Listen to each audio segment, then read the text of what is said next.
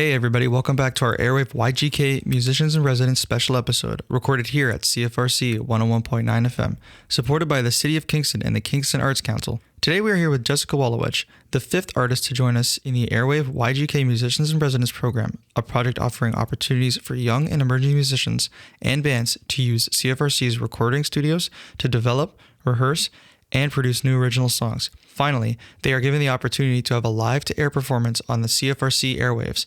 Without further ado, here is Jessica Wolowich. All right, hi, I'm Joseph Guido, and I'm here with Jessica Wolowich. Jessica, thank you for joining me today. Yeah, thank you for having me. Tell us about yourself and your work as an artist. I'm a solo artist, a singer-songwriter. I primarily do like alternative folk, I might call it, and I'm based here in Kingston. Very cool, very cool. How did you get started and how did you keep up your learning? I first picked up a guitar when I was about 10 years old, and I always loved singing. So my parents put me in something that a local studio had called like rock school or rock star camp. And It was this whole thing where they'd like match up a bunch of preteens and teenagers and put them in bands together. So that's where I started to learn how to play and work with people as a band. And then did that for a few years before the band ultimately broke up. One of our members moved to Sweden, I think. I don't know. They moved somewhere really far. So the band broke up and I started doing some solo stuff. I would just play in like bars when I was 14 years old, which I don't know how that was allowed, but it happened anyway. Yeah, damn. And yeah, I learned how to play by learning the songs that I like to listen to. And I'd say that's still how I keep up my learning, is just learning new techniques when I try to figure out songs that I like. Mm-hmm. Yeah, very, very similar to me actually, because when I started, I was like in a band as well. Oh, really? It was the same thing. So it was like I was in a music school, and then they're like, "Oh, you guys are pretty good. We're gonna make you guys a band." Yeah. And then we'd have like little gigs to like show off the music school. How old were you?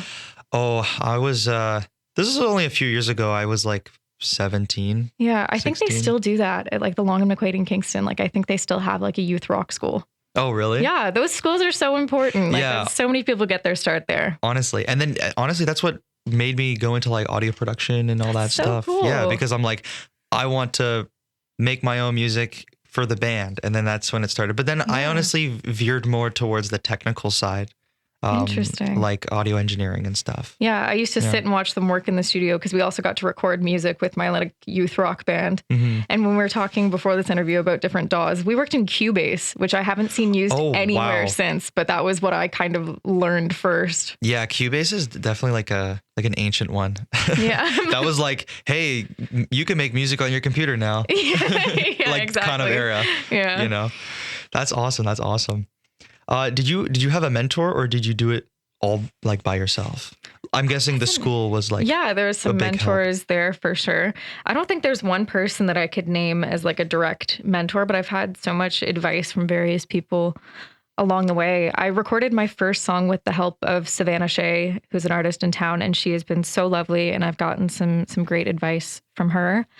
And then working with Jonah Spinetta, the producer on a few of my songs, he had some really helpful advice, and he was always so kind at just explaining everything to me if I needed any help and helping me get connected with various people for mastering. So I'd say he was a bit of a mentor in that way. And then otherwise, just peers, just other people I know in music and various friends and bands that have advice. It's all word of mouth. Yeah. What would you say the best piece of advice you've received in your career would be? Oh, interesting. It hasn't been applicable yet. Maybe someday, but somebody told me in this day and age, do not sign like a record deal. Like, don't do it. Mm-hmm. Yeah. It's, you can realistically, the whole point, as far as I'm concerned, is that what record labels did is they got you the exposure, but I feel like you can just do that nowadays anyways, like with social media, and there's so many other ways you can do it. But also, yeah, they do take a lot of your, like, rights. Yeah. You know?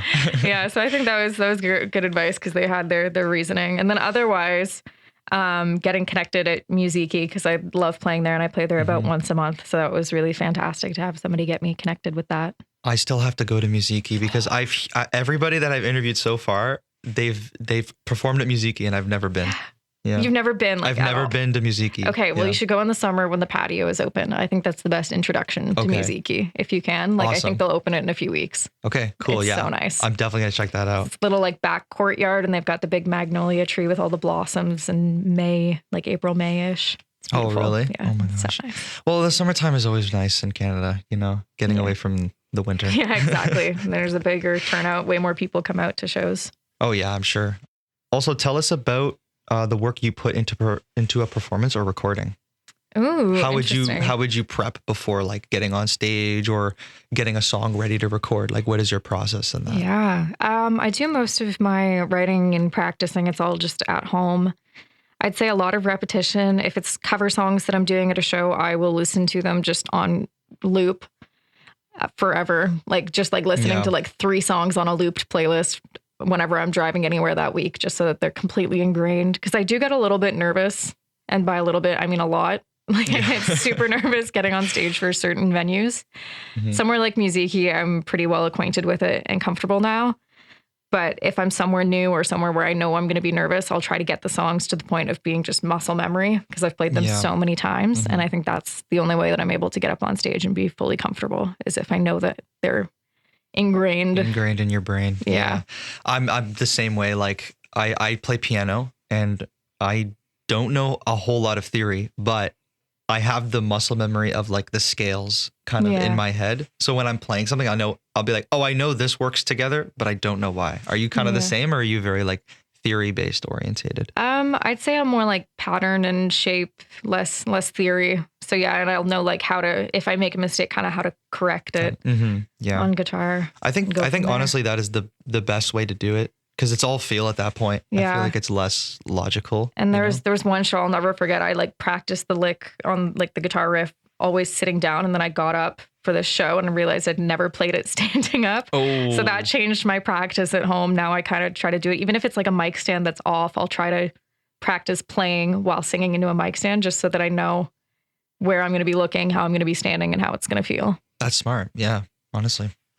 I personally never sang. Like when I was in my band, I was just a guitarist. So I would be the same. Like I'd always play my stuff like standing up and trying it out because it is different. No, like it changes things a lot. There was one song I didn't even realize, but it was in an open tuning. So a lot of the chord movement was a lot more like up and down the neck instead of just kind of side to side chord shapes. Oh, I see. Yes. So I was always looking at the neck and I was always turned away from the mic. So I had to figure out how to kind of go halfway between where I could see the neck and still have the right kind of intonation and hit those chords where I wanted to, but also be singing into the mic. So I had like this weird, like twisted angle so I could see the guitar. Yeah. Oh my gosh. You got to do what you got to do, I guess. Exactly. Were there any obstacles that you have faced as a performing artist? We talked about a few, I guess. Yeah. Yeah. Just practice challenges. Yeah. It's definitely challenging to self-advocate as a solo artist sometimes, and it gets a little bit nerve-wracking, and it takes a lot of confidence to go into these gigs, especially when there's some gender dynamics at play. And sometimes I'll get, the odd sound tech that'll be kind of talking down to me and I've got no one else with me. Like if I'm going in and I'm the opening act and there's other people in there with their bands or with their manager, if it's a bigger act, and it's kind of just me just there on my own. So that definitely takes some courage sometimes and a little bit more confidence than I expected. But overall, people have been lovely and have been very supportive. But every once in a while, I'll get the odd comment and I kind of have to stand up for myself. Yeah, takes a lot, honestly. Live sound techs, you got to be better. Overall, I'd say my experiences in Kingston have been incredibly positive, and I'm very grateful for the community here. But it still happens once in a while. Odd guy in the crowd heckles. Oh, man. Yeah, that sucks. It's not really heckles, though. It's just like, can you play Freebird? Oh my God, of course. Know who you're talking Please to. play Freebird. Speaking of the music scene in Kingston, what excites you about it and where do you hope it goes? I'd say that it's very exciting that it appears to be a growing scene. And we've kind of seen in the last few years as the Broom Factory has become more prevalent and seeing bigger shows. And just recently, I think there's been bigger crowds and turnouts at places like the Ale House, other spots that don't always have live music. I saw a show there in the fall and that was great.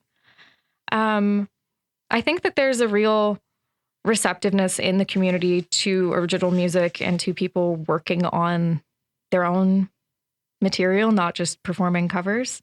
And I think that's, at least I theorize, is largely in part of because of all the bands that have come from Kingston that everyone knows about, with Tragically Hip, Glorious Sons, all these big bands that are our hometown heroes. And I think that's kind of helped to create a scene in Kingston where people are open to it.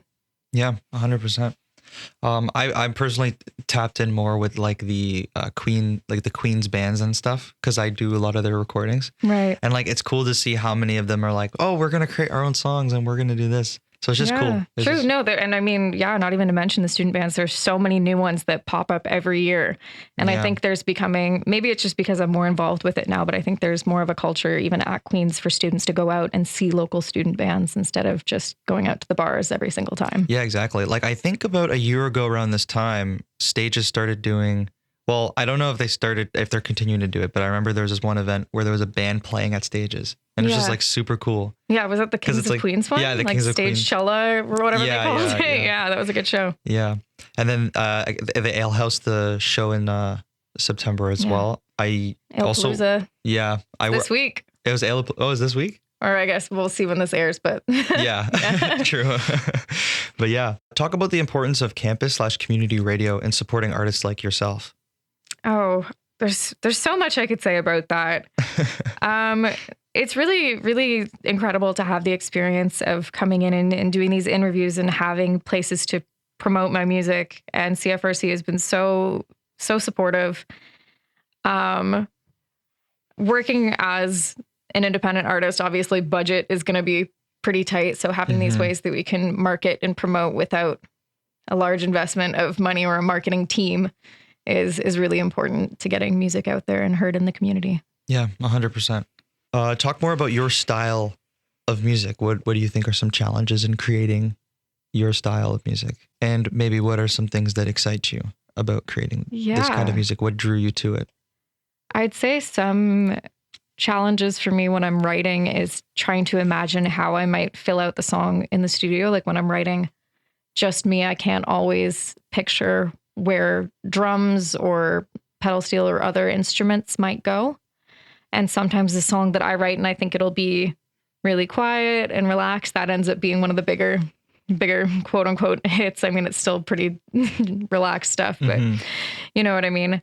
But it's really exciting to do. And just coming up soon, I've got my first show with a full band, April 5th at the Grad Club, opening for Evan Jackson. Oh, wow. So that's pretty exciting. Yeah. So it's challenging and it's exciting to kind of reimagine these songs with other people up there with me with a full backing band. I haven't played any of these original songs that are out on streaming with a live band before. We did them track by track in the studio. So having that full version be put on stage is pretty exciting. Yeah, that's really cool. I'm just curious, where do you go and get your stuff recorded? I've been working with Jonas Panetta at Port William Sound. He is so cool. His studio, it's in Mountain Grove, I believe. It's about an hour north of Kingston. Oh, wow. Okay. And it's very remote. And he's got like a little cabin where artists can stay because he's so out in the wilderness. Yeah. And he's just incredible. He's such a joy to work with. That's awesome. I feel like I've seen somebody have something similar. Is he a part of the band The Wilderness? No, so they've got a different studio that's also out in the middle of nowhere. It's a bit of a theme around Kingston. Yeah. Because I've seen that on like Instagram. Like I think I saw it like setting it up. I think their studio is called Evergreen, I believe. Possibly. Don't quote me on that, but I think that might be what it's called. Possibly. Yeah. Tell us about some of your influences, including local artists. Okay. Perfect little segue as we're talking about Jonas. There we go. Okay. He's told me about the artists that he's worked with around town. So he's done some work with Julia Finnegan as well as Evan Jackson. So Evan Jackson, who I'm opening for, he's got some really wonderful music out and it's all available on streaming. If you want to go check it out, it's very, I'd say somewhat similar in genre to what I do with the whole alternative folk, maybe some country going on. And then Julia Finnegan is another artist that Jonas mentioned to me, and I've gone and listened to quite a bit of her music. She's got an album out that I really, really love. And of course, Savannah Shea. She is a big influence, I'd say, as far as local. But if we wanted to go like bigger scope artists that I've listened to growing up, that would be the like Phoebe Bridgers, Nora Jones kind of thing. Oh, cool. Yeah, very nice. Where can folks see you perform or find your recordings? Perfect. You can find me on any streaming. It's Jessica Wolowich, and it's Wolo. If you get that far, it should come up, but the whole last name is Wolowich. So Spotify, Apple Music, YouTube, anywhere you look, you can probably find it, anywhere you stream your music. And coming up, I've got Grad Club April 5th. That's the big show with the big backing band that's opening for Evan Jackson. And it'll be my first time performing at the Grad Club. So I'm very excited for that. Mm-hmm. And then I will be at Musiikii this summer a few times, hopefully. I know that I've got May 1st, which is a Thursday, and then June 14th, which is a Saturday. And then from there, we will see. Okay, very cool. But you can find it all. I post all of my concert listings and sets on Instagram, Jessica Wolowich. No spaces, no nothing, no underscores, just name as is. Cool. Awesome. Any new music you've released recently? Yeah, so I put out This Is It, which was a synth pop single, which was very, very different from the rest of my work. Oh, I see. That came out February 28th. And then I've got some other stuff that I'm working on, but it'll be a while before I have another release ready to go. I plan to do at least one exclusive for CFRC, an unreleased song that hasn't been played anywhere yet. Very cool. We'll see what else goes along with it. There'll be some new stuff. Okay, awesome. What are some things you're doing to prepare for the practice? Just practice. Yeah, practice standing up. Yeah, yeah. I always when I write songs, I usually end up writing like half a song and then it'll die in my notes app for a while and I'll come back to it. So I think that this CFRC residency has kind of pushed me to go back to all of those half-finished songs and see if there's any that I can flush out and finish. So I might be bringing up some stuff that I wrote a while ago and I've just now come back to. Very cool. Very cool. Do you have anything else to add? I guess just thanks for listening. And if you want to check out anything coming up, you can find me on social media under Jessica Wolowich. Okay, awesome. Thank you for joining me, Jessica. Yeah, thank you. Thank you. All right, and now we're going to go hear Jessica Wolowich perform live here at CFRC 101.9 FM.